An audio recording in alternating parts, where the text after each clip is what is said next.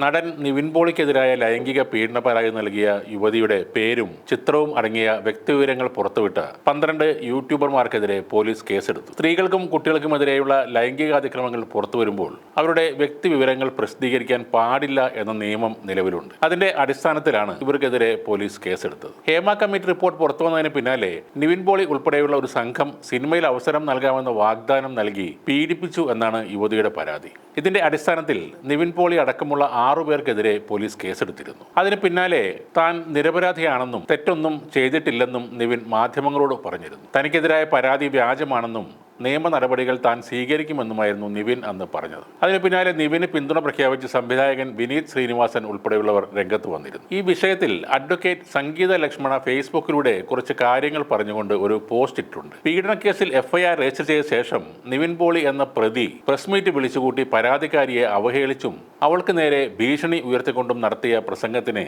പ്രചാരം കൊടുത്ത ഇവിടുത്തെ മുഖ്യധാര വാർത്താ ചാനലുകൾക്കെതിരെ കേസെടുക്കുമോ എന്നാണ് അവർ ചോദിക്കുന്നത്. കൂടാതെ വിനീത് ശ്രീനിവാസനെ ഇറക്കി നിവിൻ പോളി പരാതിക്കാരിയെ മാധ്യമ വിചാരണയ്ക്ക് എറിഞ്ഞു കൊടുക്കുകയും ചെയ്തു. കേസിൽ ഉൾപ്പെട്ടിട്ടില്ല എങ്കിൽ നിവിൻ പോളി അത് കോടതിയുടെ മുന്നാകെയാണ് തെളിയിക്കേണ്ടത്. എന്നാൽ നിവിൻ പോളി ചെയ്തത് അതല്ല എന്നും സംഗീത പറയുന്നു. നിവിൻ പോളിക്കെതിരെ ഉയർന്ന ആരോപണങ്ങളിൽ കഴമ്പുണ്ട് എന്ന ബോധ്യമാണ് ആ പ്രസ് മീറ്റ് കണ്ട ശേഷം തനിക്കുണ്ടായതെന്നും സംഗീത ലക്ഷ്മണ പറയുന്നു. സ്ത്രീകൾ നൽകുന്ന പീഡന കേസ് അതീവ ഗൗരവമുള്ളതാണ്. അത്തരത്തിൽ ഒരു കേസ് രജിസ്റ്റർ ചെയ്ത ശേഷം പോലീസിന്റെ മൂക്കിന് താഴെ എങ്ങനെയാണ് കേസിലെ ഒരു പ്രതി പത്രസമ്മേളനം വിളിച്ചു കൂട്ടിയത്? കേസിൽ നിവിൻ പോളി കളങ്കരഹിതനാണെങ്കിൽ നിവിൻ പോളി അത് ആദ്യം ബോധ്യപ്പെടുത്തേണ്ടത് പോലീസിനെയാണ്. അത് ചെയ്യാതെ പൊതുജനത്തെ എന്ത് ബോധ്യപ്പെടുത്താനാണ് നിവിൻ പോളി പ്രസ് മീറ്റ് വിളിച്ചു കൂട്ടിയത്? കേസ് അട്ടിമറിക്കാൻ നിവിൻ പോളി നടത്തിയ പ്രവൃത്തികൾക്കെതിരെ പോലീസ് നടപടി സ്വീകരിക്കാത്തത് എന്തുകൊണ്ടാണ്?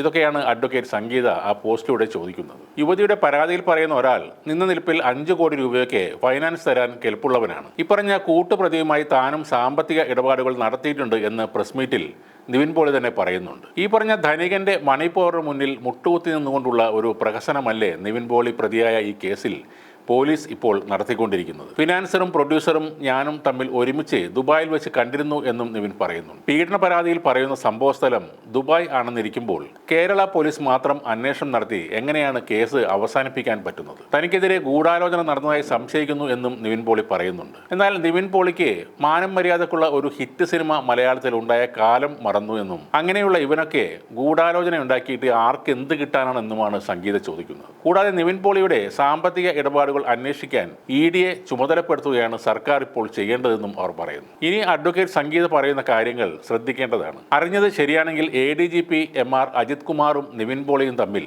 സജീവമായ ഒരു അന്തർധാരയുണ്ട് എന്നാണ് അവർ പറയുന്നത്. നിവിൻ പോളി ഭാഗമായിട്ടുള്ള സിനിമകളുടെ താങ്ക്സ് കാർഡുകളിൽ MR അജിത് കുമാർ IPS എന്ന പേര് അവിഭാജ്യ ഘടകവുമാണ്. പ്രസ് മീറ്റ് നടത്തി പരാതിക്കാരിയെ അവഹേളിക്കുകയും ഭീഷണിപ്പെടുത്തുകയും ചെയ്ത നിവിൻ പോളിക്കെതിരെ പോലീസ് നടപടി എടുക്കാത്തതിന് കാരണം ADGP MR അജിത് കുമാറിന്റെ ഇടപെടലാണ് എന്നാണ് താൻ കരുതുന്നത്. പരാതിക്കാരി ഉന്നയിച്ച ആരോപണങ്ങളെക്കുറിച്ച് അന്വേഷണാത്മക മാധ്യമപ്രവർത്തനം നടത്താൻ ആഹ്വാനം ചെയ്തുകൊണ്ടാണ് നിവിൻ പോളി ആ പ്രസ് മീറ്റ് അവസാനിപ്പിച്ചത്. നാട്ടിലെ നിയമവ്യവസ്ഥയിൽ വിശ്വാസമില്ല എന്നാണ് ആ പ്രഖ്യാപനത്തിലൂടെ നിവിൻ പോളി പറഞ്ഞത്. ആ പ്രസ് മീറ്റിൽ നിവിൻ പോളി പറഞ്ഞതിന് മറുപടി പറയാൻ നിർബന്ധിതയായതുകൊണ്ടാണ് കേസിലെ പരാതിക്കാരി പിറ്റേന്ന് മാധ്യമങ്ങൾക്ക് മുന്നിൽ എത്തിയത് എന്നത് പ്രത്യേകം ശ്രദ്ധിക്കുക. ആ സ്ത്രീയുടെ അവസ്ഥ വളരെ കഷ്ടമാണ് എന്നാണ് ഞാൻ കരുതുന്നത്. നിവിൻ പോളിയുടെ ബഡ്ഡി ആയ ADGP MR അജിത് കുമാറിന്റെ പോലീസ് നടത്തുന്ന കേസന്വേഷണം നിവിൻ പോളിയും കോടികൾ വിലമതിപ്പുള്ള ഓന്റെ ഫൈനാൻസറും ചേർന്ന് നാവിഗേറ്റ് ചെയ്യുന്ന മാധ്യമ വിചാരണയും. പരാതിയിൽ കഴമ്പുണ്ട് എന്ന ബോധ്യത്തിലാണ് പോലീസ് കേസ് രജിസ്റ്റർ ചെയ്തതെങ്കിൽ കണ്ണുകൾ ചിമ്മി അടച്ചുപിടിച്ച് നിൽക്കുന്ന നീതിദേവത തൃക്കണ്ണ് തുറന്ന് അവളെ നോക്കുക തന്നെ വേണം. എന്നാലേ അവൾക്ക് നീതി ലഭിക്കൂ എന്നാണ് സംഗീത പറയുന്നത്. നടന്മാരുടെ സ്വത്തുവിവരങ്ങൾ ED അന്വേഷണത്തിന്റെ പരിധിയിൽ കൊണ്ടുവരണമെന്ന് പറയുന്നതിനൊപ്പം അജിത് കുമാർ എന്ന പോലീസ് ഉദ്യോഗസ്ഥൻ ഏതൊക്കെ വിഷയത്തിലാണ് ഇടപെടുന്നതെന്നും വ്യക്തമാക്കുകയാണ് ഈ കുറിപ്പിലൂടെ അഡ്വക്കേറ്റ് സംഗീത ലക്ഷ്മണ.